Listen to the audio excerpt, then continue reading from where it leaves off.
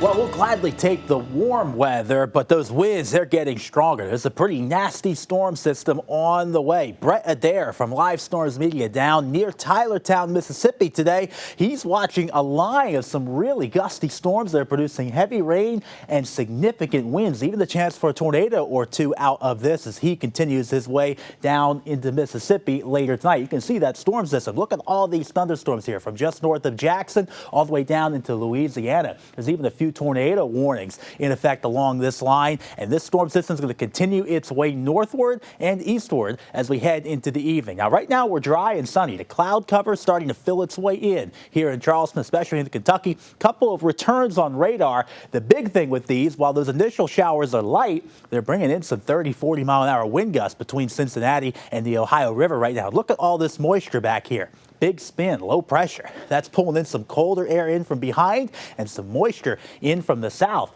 And that front will start to work its way in tomorrow, and that will bring in some really windy weather. It will also cause a drop in temperature, but the big concern will be wind damage. A lot of power lines could come down on your Wednesday. We're talking about gusts of 40 miles an hour or greater, and that's outside of thunderstorms. A few stronger and severe thunderstorms could bring even higher gusts, and there's two chances for that. First in the early morning, and then later in the afternoon with all types of hazards. Now, here is our storm outlook. A slight risk of severe thunderstorms from the Kanawha Valley and eastward into the mountains, an isolated chance for Huntington and our western zones as well in that darker green, but there will be some pockets of higher gusts with any thunderstorms that do form. And that does mean the chance for an isolated spin-up tornado. What this means, the green color, pick a point anywhere within that 2% range. There's a 2% chance that within 25 miles of that point that there could be an isolated tornado. Now, it will be quick from what we're seeing, but there is a chance for a couple of those gusty cells to even bring down 60 mile an hour wind gusts or greater, especially from the Kanawha Valley and eastward. And those winds, they're really not going to be dying down at all for tomorrow. Heading to the afternoon, 40, 45 miles an hour, even a few 50 mile an hour gusts as that cold front passes and that unleashes some of that strong wind energy. And we're still going to be seeing that into the evening Wednesday and perhaps holding on to some of that on Thursday with colder temperatures as well. Let's time out the arrival of the rain. Not much of a rainmaker with this system, but we could see a gusty shower or a thunderstorm out by the tri-state from midnight onward. Still mainly dry here in Charleston until about 2 a.m. There's our first round of rain and wind. Here's a chance for a thunderstorm early Wednesday morning along a line. Looks pretty familiar. Squall line could make its way through. That could bring some 40, 50 mile an hour gusts, maybe even a quick spin up tornado as this pushes its way into the mountains. But what will happen, we're still warm.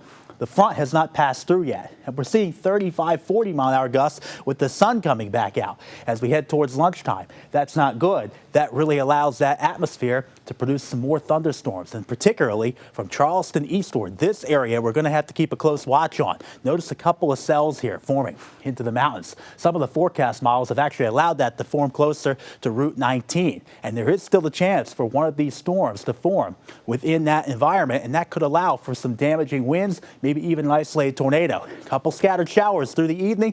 There is some drier air that's pushing its way in fast, but the cold front keeps that wind in. We drop down to 40 by 8 o'clock.